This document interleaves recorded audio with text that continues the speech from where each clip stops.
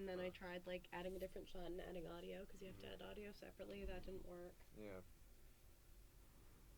I mean, I tried everything before basically shutting the entire thing down and then Yeah. putting it up again. So let's see if this works. Yeah, because if you didn't touch anything and that just happened midstream, I mean, that sounds like the program itself choked up. Yeah. Okay, so let's see if I can hear you. Mm-hmm. Now, maybe. Yeah. Can you hear me? Can you hear me now? Can you hear me now? Somebody has sent a message that we really are talk radio without the static today. Mm-hmm. Yeah. All right, well, I'm hearing you here.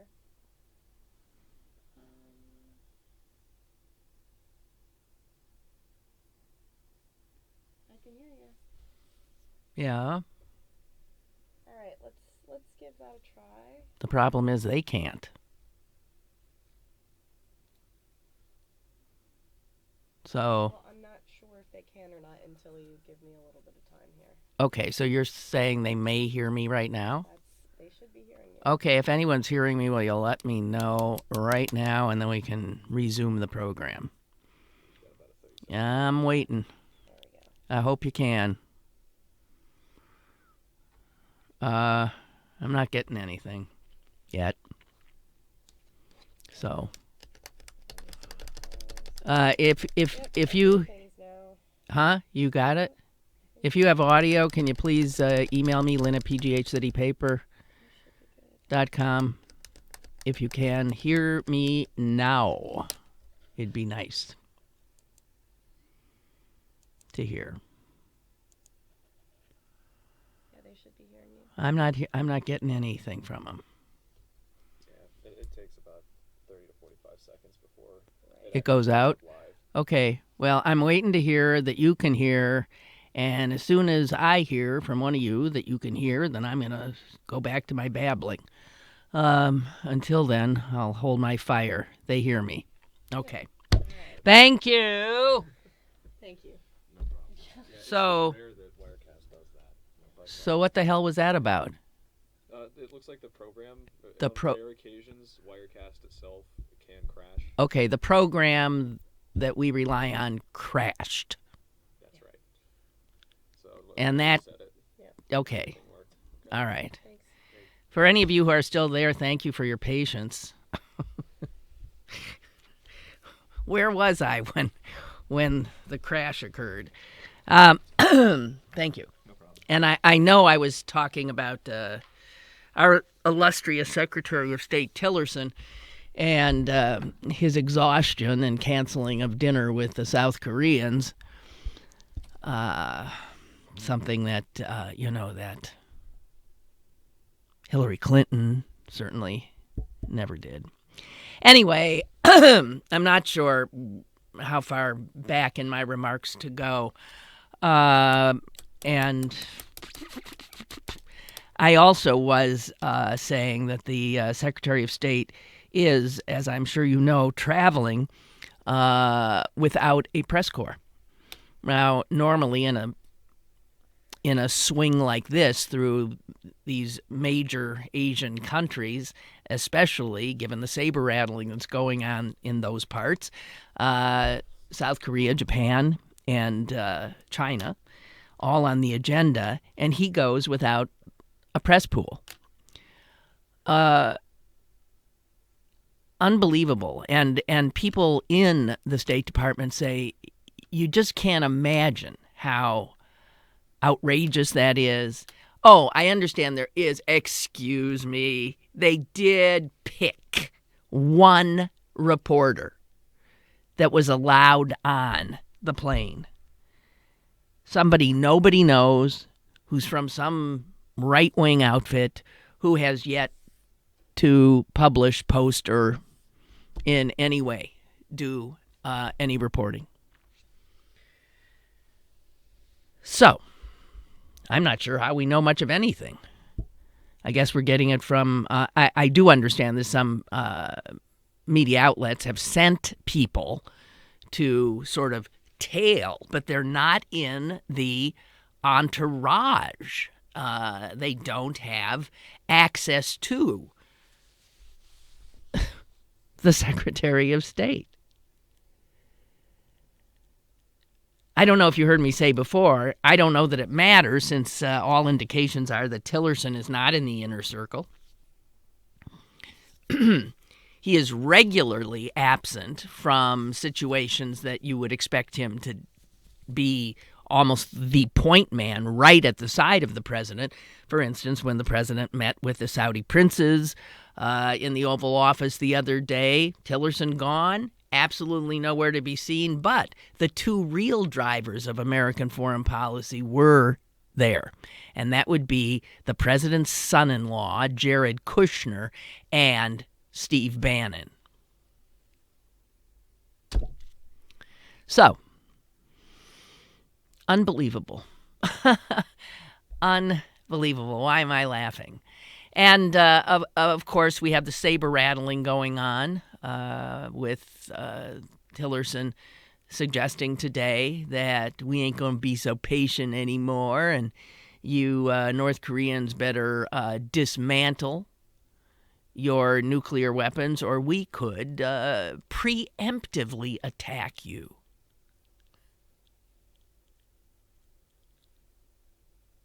Good God.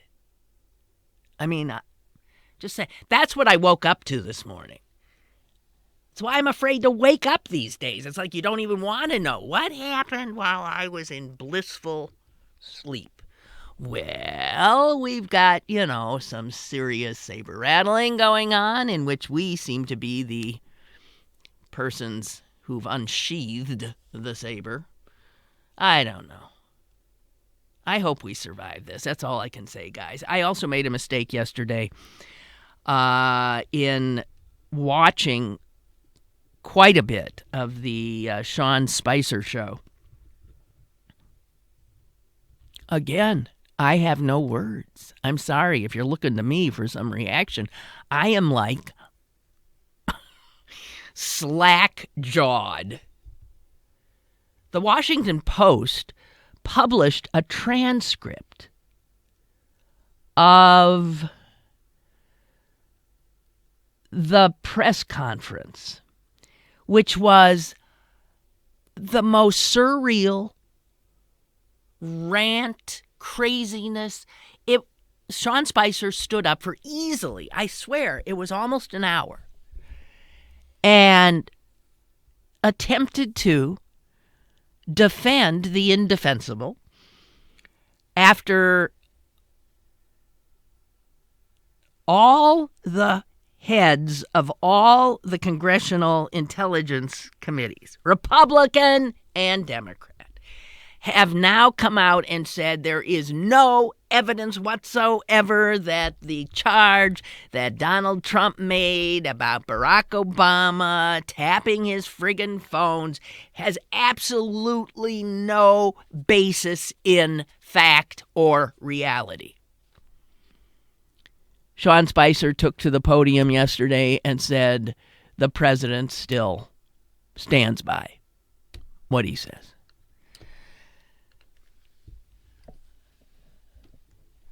And then with the press trying to ask him, how can he just, I'm going to read some of this babble to you. I am going to read some of this if you missed it. This is a presidential press conference. Well, no, it isn't. A president press briefing with the press secretary to the president standing up there and making things up and spewing absolute falsehoods ad nauseum. This is our country now.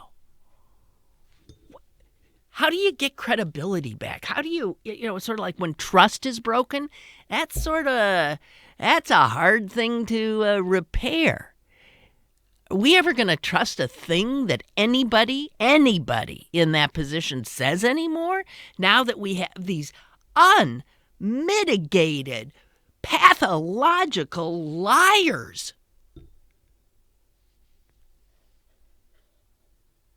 And during all this ranting yesterday, Spicer flailing around trying to prove that Obama tapped Trump Tower, he all of a sudden throws out another totally unsubstantiated charge and says it's quite possible that the British did it. The British spy services did it.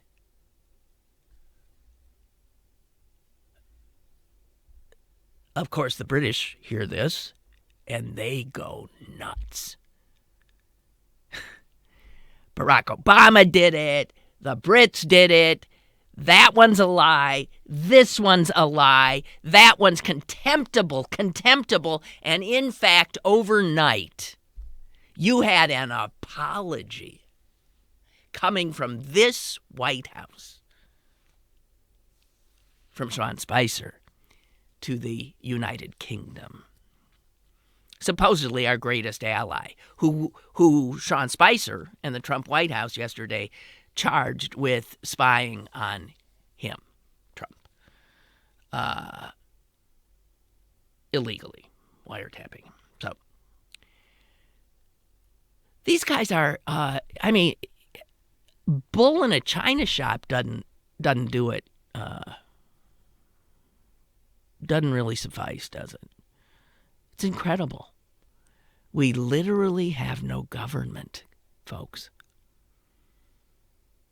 All those civil servants are, I guess, sort of keeping us afloat, doing what they do. So there's some function, seemingly government functions, checks are going out, this kind of. There is no credible leadership.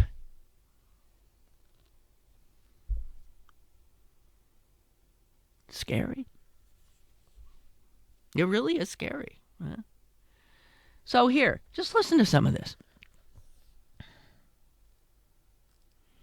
I don't know how much you can take, and I'm not going to. And the thing is, he's constantly being interrupted by people saying, and he like shuts them up and keeps going. So if it sounds even more disjointed than it was, that's because I can't do all the blah, blah, blah, blah. Okay, here's what he says.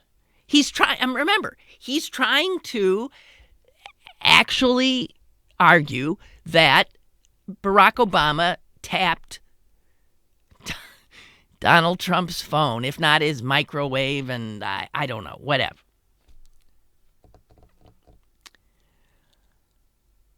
Spicer.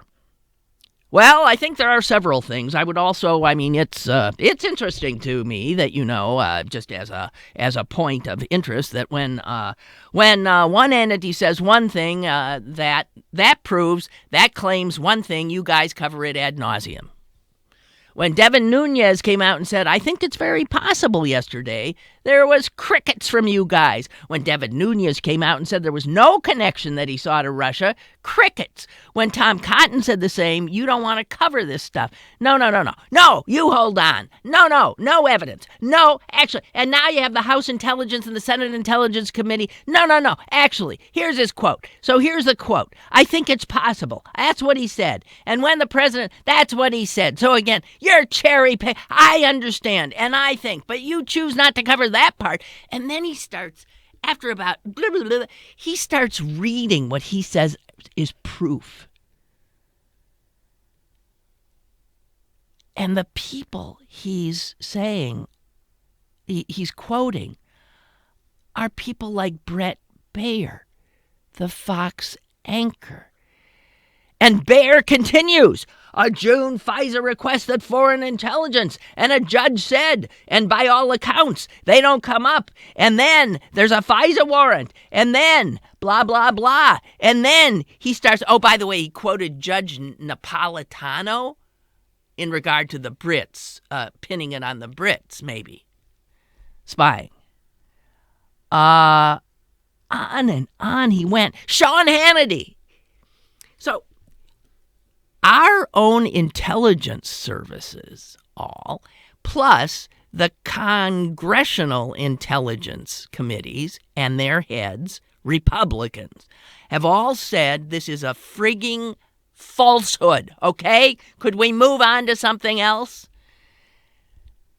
And here he is saying, but Sean Hannity went on Fox to say, blah, blah, blah. It's, and here it is. I guess he got, here's where he got the Brits. And last, on Fox News, on March 14th, Judge Andrew Napolitano made the following statement, quote, 3 intelligence sources have informed Fox News that President Obama went outside the chain of command. He didn't use the NSA. He didn't use the CIA. He didn't use the FBI. And he didn't use the Department of Justice. He used GCHQ. Now, what is that? Well, it's the initials for the British Intelligence Finding Agency. Finding Agency? So simply by having 2 people saying, so that's what he said. That he has had to apologize for. He owes all of us an apology. Okay, so the Brits got an apology. What about all of us? What about the entire press corps being told that they got to sit through this bullshit? At some point, I don't know why CNN, MSNBC, and all the others that cover this don't just cut it. Just cut away and say, I'm sorry, we cannot continue to carry this because it is a pack of lies. We just can't continue to cover it, lend credence to it, act as if this is legitimate. Just another press conference or press briefing. Unbelievable. Excuse me. I'm going to lose my voice.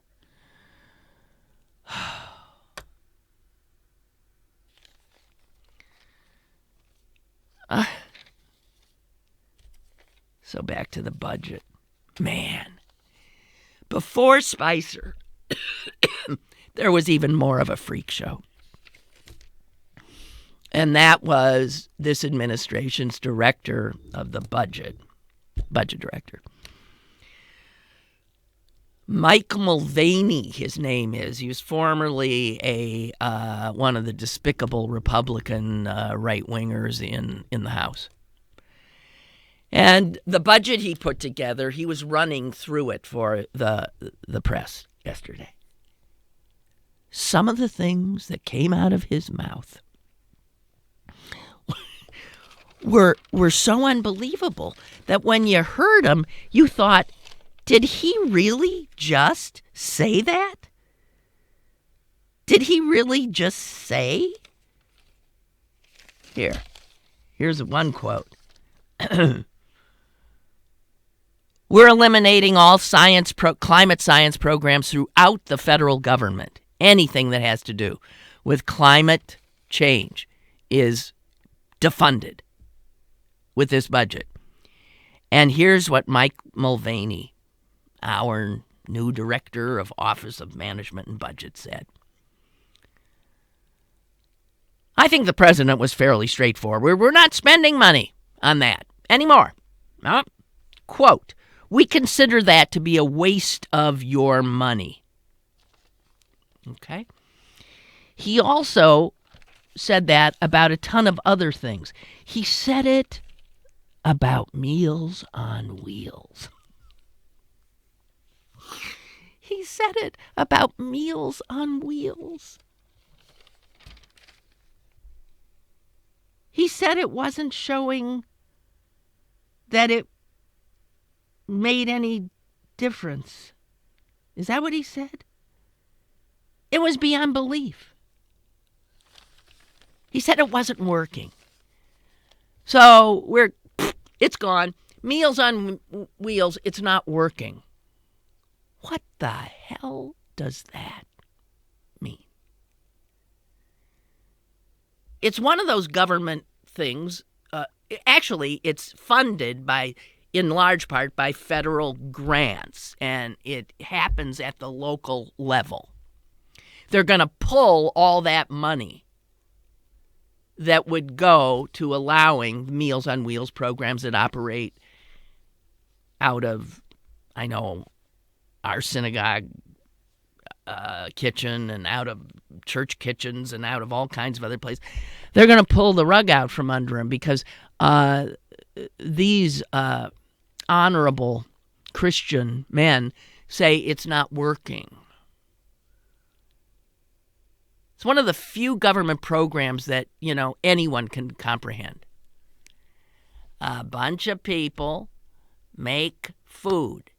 They then take the food, all volunteer, to people who are elderly and or disabled, who are stuck in their homes and who otherwise would not be getting adequate nutrition or a full meal.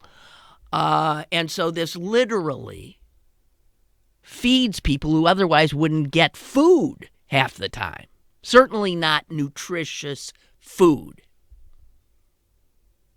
So volunteers deliver this food, and by delivering this food, provide maybe the only human contact that these shut-in people have.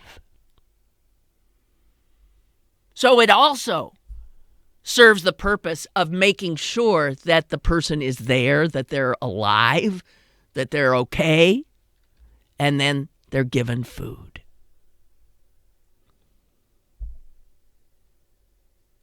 How would that not be working? How do you say that's not working? They get the food, they eat the food, they get the nutrition, they've been checked on, and they know there'll be somebody coming again. How can you say that's not working? And then I saw somebody tweet it. Somebody figured it out. They said, yeah, Meals on Wheels, that's not working. I mean, they feed seniors one day, and by the next day, they're hungry again. How's that work?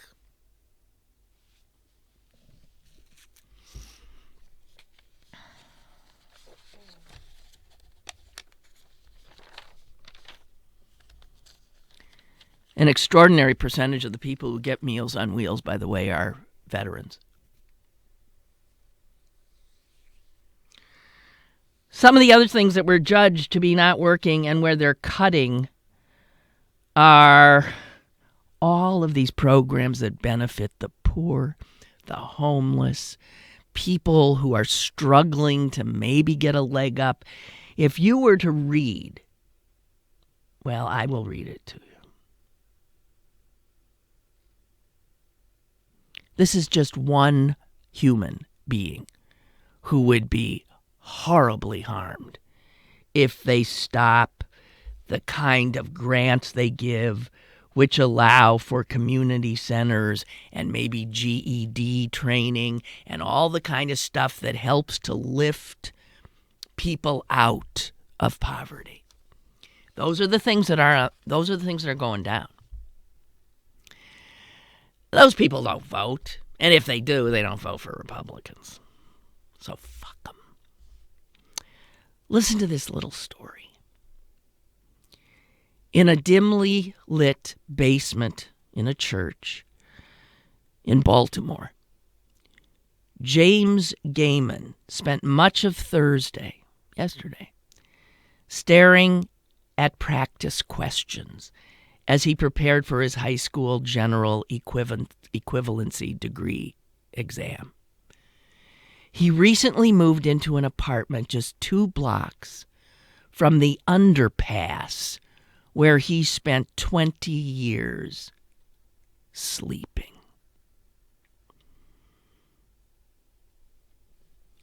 Now, Mr. Gaiman is sober.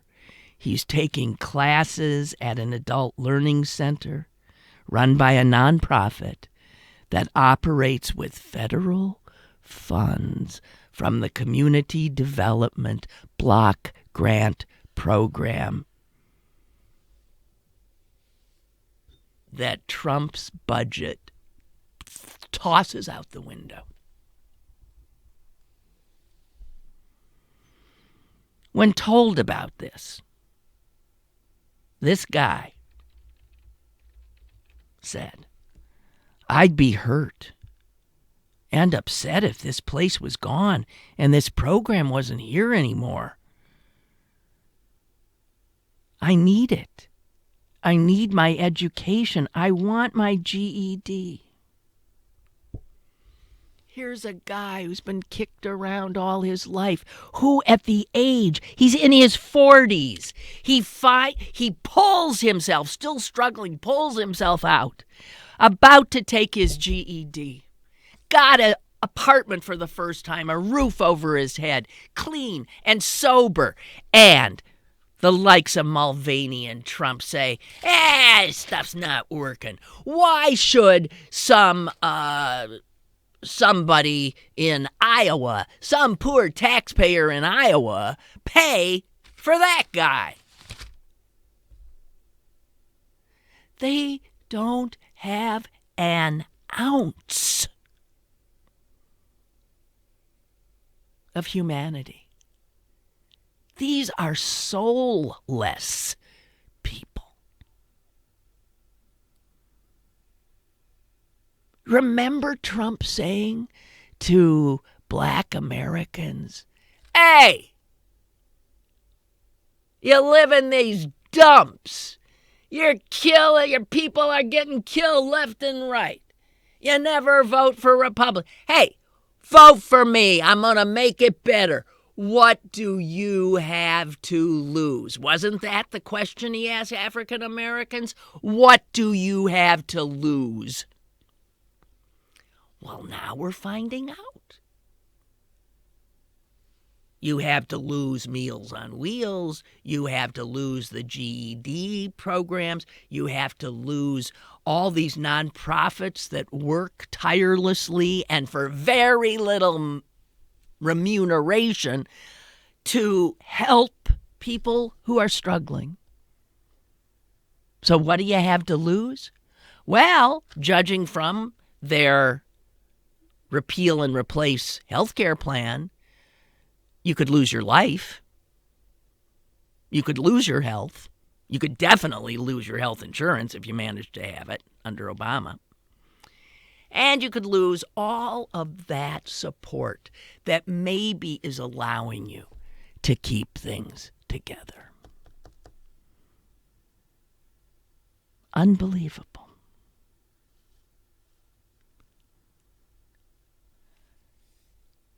They're going to eliminate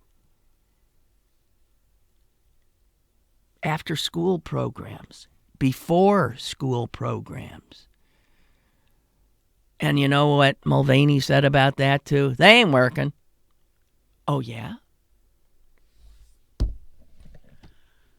They have no evidence whatsoever. In fact, there are tons of studies which have shown that those programs and early childhood intervention are really helping kids who come from poor or destabilized families,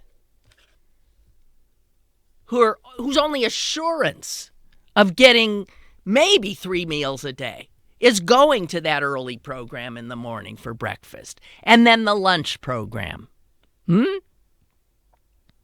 then a snack after school, because there might not be anything at home. Ain't working. Starve the kids. Starve the elderly. Feed the Pentagon.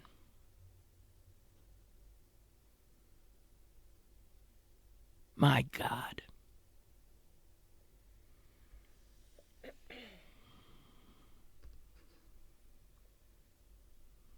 They've wiped out the low-income heating assistance because screw these poor people and many elderly. Screw these old people. Let them freeze. Let them starve. Marie Antoinette wouldn't have even signed off on this despicable death-peddling bill.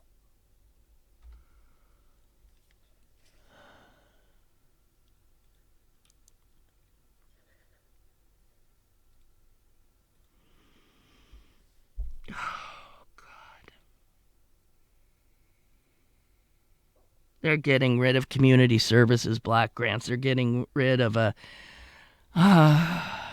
program which helps state and local governments build, buy, and rehabilitate affordable housing. They are cutting funding for rental assistance and job training.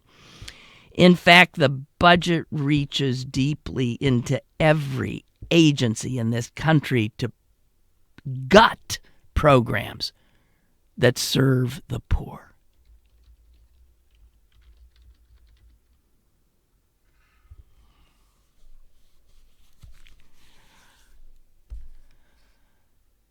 Is this what people voted for?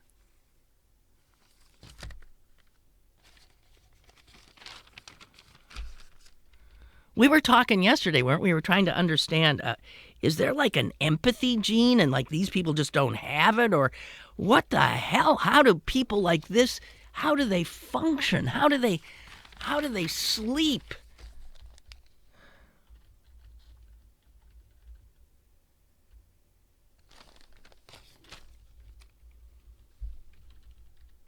I'm not even going to get into the humanities, the arts. Absolutely cutting everything, eliminating. There will not be a national endowment for the arts. There will not be a national endowment for the humanities. By the way, those two things have only been around since 1970, not earlier, 1965. President Lyndon Johnson signed the legislation, and when he signed that legislation, he said this: any advanced civilization must fully value the arts, the humanities, and culture.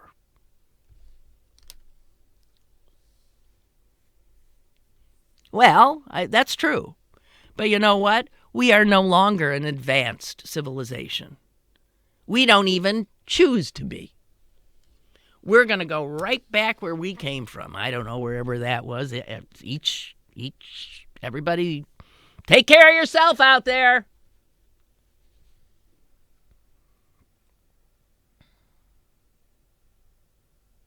We're not spending money on science anymore and climate change. We consider that to be a waste of your money. We're not going to fund PBS, NPR, all that stuff anymore. Why should a coal miner in West Virginia have to pay for something like that? What condescending crap. They don't think that coal miners' children watch Sesame Street?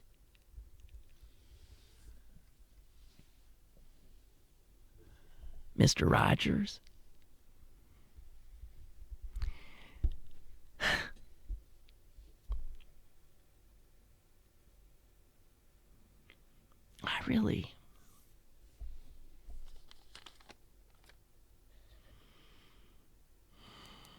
Linda writes, my parents received Meals on Wheels, and that's one of the things that kept them out of nursing home. Where are all these poor seniors going to go? What? Brooke writes, Republicans have been complaining about entitlements for years. I have well-off Republican friends who are always complaining about their precious tax dollars going to the undeserving poor. I noticed that the budget director yesterday is careful not to utter the word entitlement. But that's exactly what they're doing. They're eliminating what they call entitlements and what I call programs that aim to lift people up. Hillary did have it right. Deplorables. Deplorables. All of them. That's from Brooke.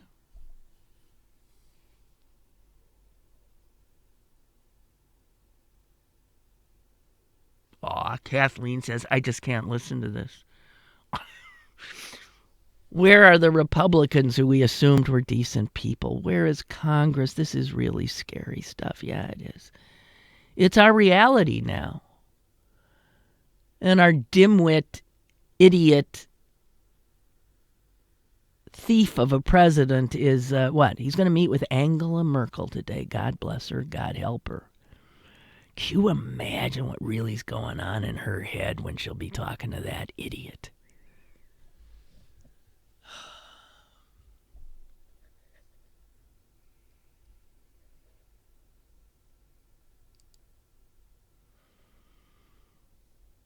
Bob in Braddock says you keep asking how Republicans sleep at night. As the great writer Chris Potter once said years ago, the Republicans sleep at night by listening to Rush Limbaugh, Glenn Beck, Mark Levin, Laura Ingraham, and all that. And then they watch Fox News, Sean Hannity, and Bill O'Reilly, Tucker Carlson, and go right to bed.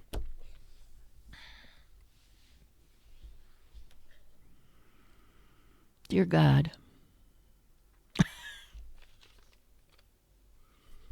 Okay, we're going to go, what? We'll go about another 15, 20 minutes. Yeah. Oh, I'm going to have to put more money in my meter. Don't you love that app, really, that lets you, woo. Isn't that wonderful? Remember you hating it at first. Celine says she remembers me hating it first. Well, I was I was reluctant. I don't know. It's hard to bring us old people around, on this constantly. Okay. Extend session by, it's just a half hour. Okay, continue. Got it. There. So, I don't know where to go.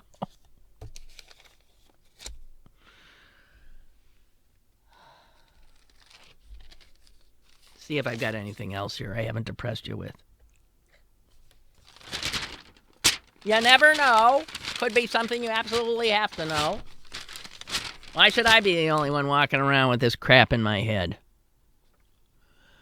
Oh, no, it's just more of... Oh, yeah, here's just some more quotes from Mulvaney about cutting the after-school programs. And he says, they fail to help children. Again, there is absolutely no evidence of that at all. And all the housing programs are knocking out. He says they're not well run. These are a million different programs in a million different localities. I'm sure some are run better than others, but none of them run without funding, with grants from the feds. He says they don't do any good. The grants, here's a quote, grants to local communities don't do any good.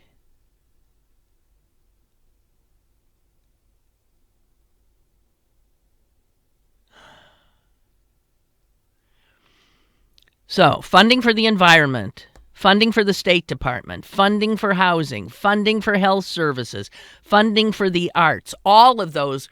Some of them programs will be eliminated completely. Others, in general, it's just a 20 to 30% cut in their budgets. Funding for the Appalachian Regional Commission, which does a lot of work for the people who overwhelmingly voted for this guy, whose budget this is. They'll never learn. Corporation for Public Broadcasting, gone. Only military spending increases. Now, the reality is the pushback against this will be huge, and it will come also from Republicans. They got to go back to the people who are going to be killed in places, starved in places, frozen in their homes because of this stuff. But if there was any doubt about the sheer evil of this administration and of their enablers, it's been laid out in this budget.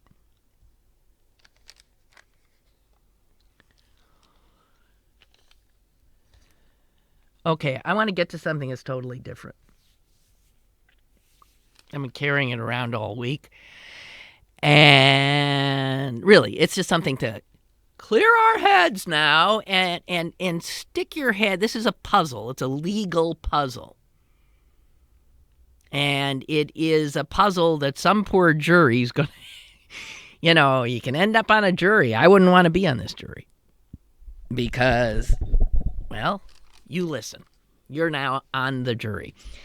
This is a case from Las Vegas, Nevada. And I'll give you what did happen. We know this happened. Last month, in a not particularly nice part of Las Vegas, sort of a desolate area, but in downtown Las Vegas, a man holding a hammer walked up to a figure sleeping in a vacant lot, covered by a blanket. The guy sleeping was covered by a blanket. The man with the hammer approaches him, and the man with the hammer swings that hammer and lands several blows on the sleeping figure under the blanket.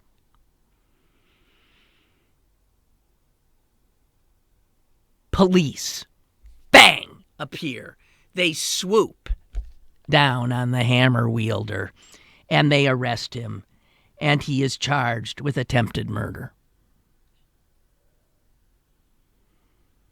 Here's the problem. It wasn't a real person under the blanket. It was a mannequin. It was a decoy set up by the police. Now, they did that and then staked out their blanket-covered sleeping decoy because at the same place 2 weeks earlier, 2 homeless men had been bludgeoned to death by a hammer in back-to-back killings. Same place, same weapon. So the cops came up with this idea. Well, okay, let's put what looks to be another sleeping homeless person at that same place and see if this killer doesn't come back. It worked. The killer came back and thought he was killing another person. Okay. So here's the problem. The guy who was arrested says that he knew it was a mannequin underneath there. He said, "You didn't fool me." And the lawyer who's representing him says, no matter what his intention was, striking a dummy with a hammer is not murder. It can't be. The dummy ain't alive. It can't even be attempted murder.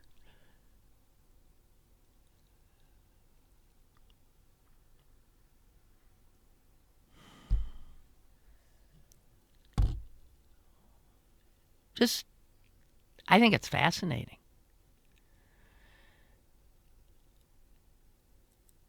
I'm on the jury. I'm still getting the guy. We have the same kind of killing in the same place with the same weapon just 2 weeks earlier. But there were no witnesses to those killings. there were witnesses, and they were cops, to the attempt to kill. No one would believe for a minute that the son of a bitch murderer knew there was a mannequin under there. He didn't. He wouldn't have bothered. But he has been charged with attempted murder.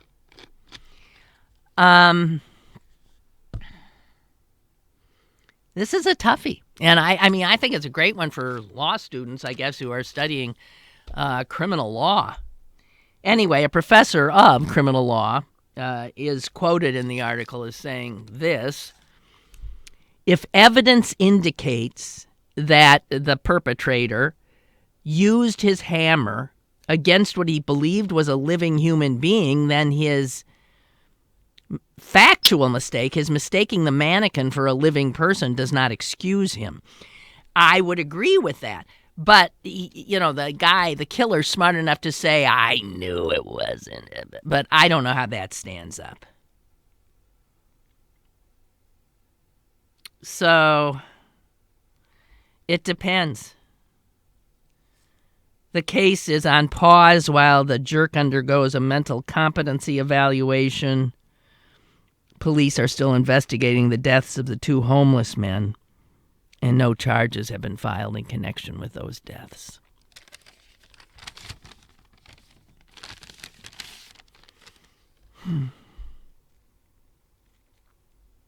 Did I tell you about my friend who was on a jury in Portland, Oregon? Did I tell you? She was visiting not too long ago, and she told me the story, and how she was moved to tears telling me. And I was moved to tears listening to her.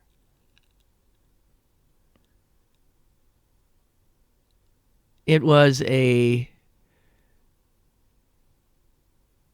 criminal trial. There was a lot of indications that the perpetrator did do it,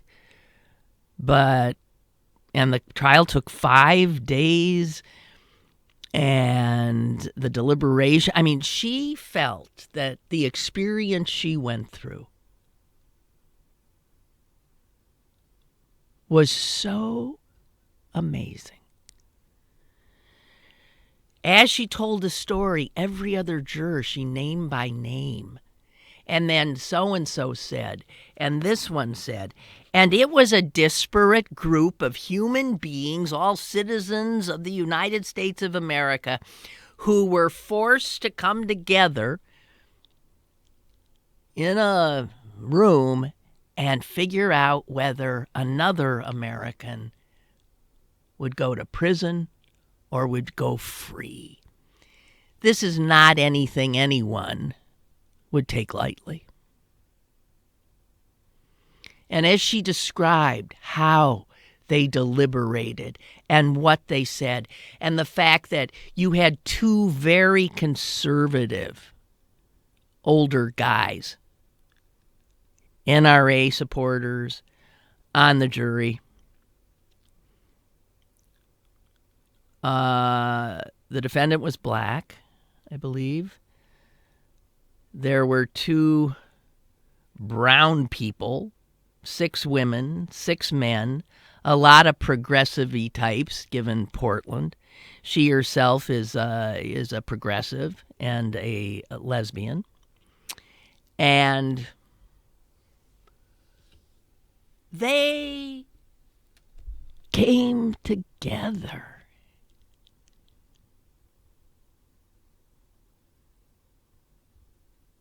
And they want to see each other again.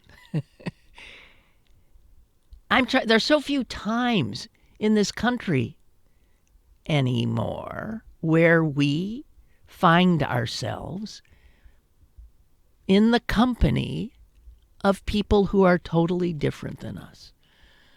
So, the guy with the ring in his nose and the NRA guy, they were together. And after getting to know each other as human beings, with another human being's life in their hands, damned if they didn't like each other. Damned if they all didn't like each other.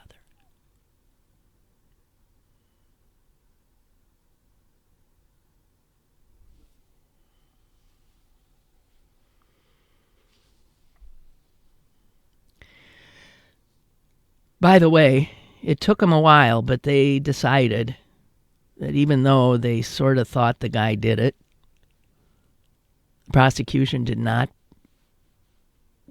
prove the case. The prosecution screwed up, and they were given their marching orders that they had to believe beyond a reasonable doubt, and they said that they had reasonable doubt.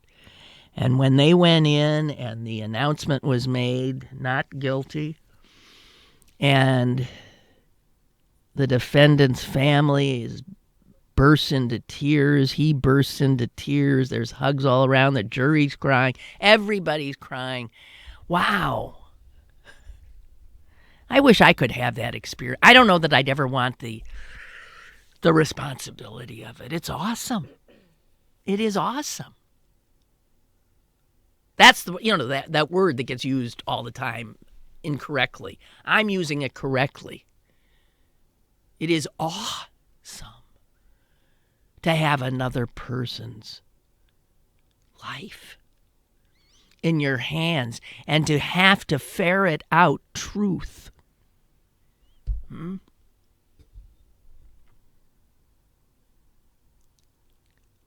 But I tell the story also to remind us that the system that we have, which doesn't work all the time, does work some of the time. And when it works, it's a beautiful thing to behold. A beautiful thing.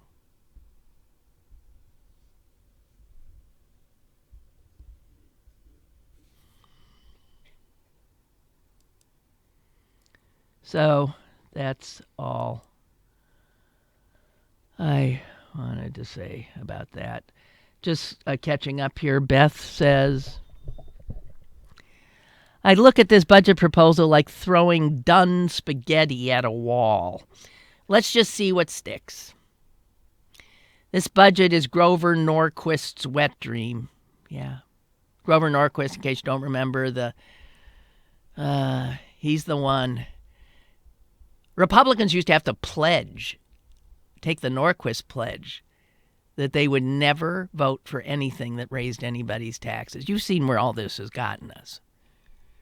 Grover Norquist, who famously said, my goal is to shrink government so small that you can drown it in a bathtub. Well, that's what so it is. I mean, Beth's absolutely right. This budget is Grover Norquist's wet dream. It will be changed, right? So some programs are going to be restored because of congressional pressure. But if we even lose one of these programs, we will have lost. And the ultra-conservative agenda will have won. No, we are going to lose more than one of these programs. There's no doubt about that. Do you remember how Fred Rogers courageously and in his quiet way saved the Corporation for Public Broadcasting the last time these guys seriously went after it? God, it must have been forever ago.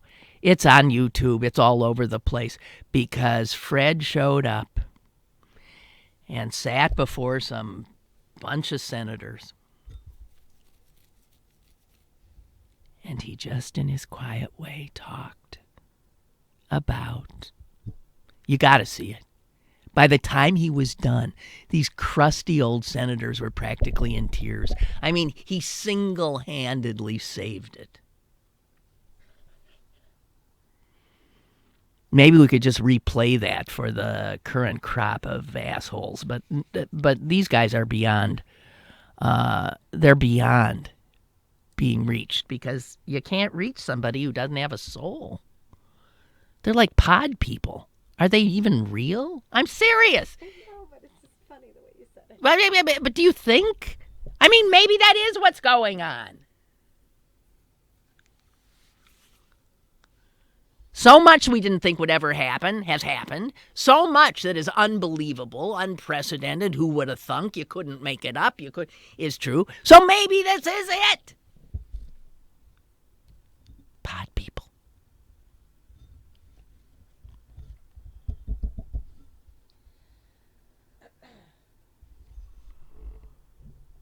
Oh, Denise sent me something which I can't really look at right now, but I will. And it says I've attached a chart that shows arts funding by county in the country.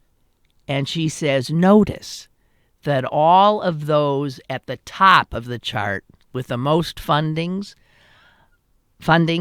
are regularly listed as most livable and the places you want to be. Oh, this is for countries. Oh, excuse me. Sorry, I didn't see your R. Shows arts funding by country. And those at the top are also regularly listed as the greatest places to live. The United States is at the bottom of that list. We don't need no stinking arts.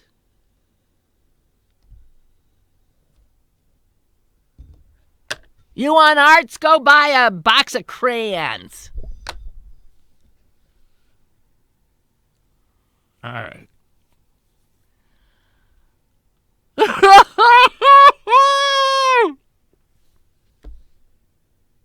Sorry. Okay. Geez. Okay. I was going to end, but I'm going to end on a happy note. Happy note. I don't know if you saw this, but I've been carrying it around because I so love it. You know, I'm a real good speller. Oh, I am. And I bet back in the day, I might have even made a run at, like winning enough to get to the National Spelling Bee. But did you see the little girl who's representing Oklahoma? She's 5. The youngest contestant ever. 5 years old. She beat out every other kid speller in the entire state of Oklahoma. Youngest ever to secure a spot at the Scripps National Spelling Bee, which does not have a cutoff at that end. It has a cutoff at the upper end. You can't be older than I don't know what. When you see some of the words she spelled, hey, Celine, you want to try? Sure. Go for it. Okay, here's Celine. Turn your mic on. Well, look, I mean, odds are you're not going to beat the 5-year-old, okay?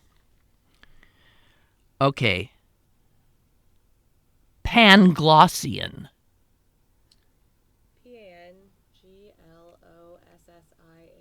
Correct! Panglossian. That is correct. Baedeker. I think it's pronounced Baedeker. I don't know the definition of The guide? Is there a Baedeker guide or Baedeker guide? Okay. I'm going to say Baedeker. B-A-E. Baedeker. B-A-E. Baedeker. D-E-C-K-E-R? Oh, almost. Almost. You didn't need that C. It's just K-E-R. That's good. But the little kid spelled it right. And then there's something, I don't think this is sarsaparilla. Listen to this word. Sarsaparilla. Sarsaparilla? It's spelled like it's... Well, S-A-R-S. P-A-R-I-L-L-A. Yeah, sarsaparilla. And then the one that she spelled, which apparently got her in and everybody else screwed up on, is, and I don't know how to pronounce it, it's a Hindu term for knowledge in the Hindu tradition, Jnana. J-A or J-N-A-N-A? Yeah! Woo! Celine's going to the Scripps Howard finals Against in a Washington, 5-year-old. D.C. Good for you, Jnana. Yeah, Jnana. I wonder how you pronounce that. Actually. I don't know. But she's 5 years old. 28. She beat 52 older kids. And unbelievable. So I love it. I mean, it's cute, just a cute little. So I'm rooting for her. I don't think she can possibly beat some of those older guys, but totally cool. All right, so that was my intent to end on a brighter note. So thank you all. Movie recommendation. Saw it yesterday. I forgot the name of the movie. Get out. Yes. Get out. Or as we say in Pittsburgh, get at. Get at. Whoa. Whoa. What? And especially since I ended the show yesterday screaming, ah! There's black men walking by outside. There's black men walking by. This shows you what it's like to be a black man. I think all whites should see this movie. It's good. It is really, I thought, good. Get at. Go see it. Bye. There's black men walking by outside. There's black men walking by. Live, Monday through This Friday from 10 a.m. shows to ya 11 a.m. what and it's archived like. at pghcitypaper.com. The opinions expressed on Lynn Cullen Live are those of the host and do not necessarily reflect the viewpoints of Pittsburgh City Paper or its advertisers.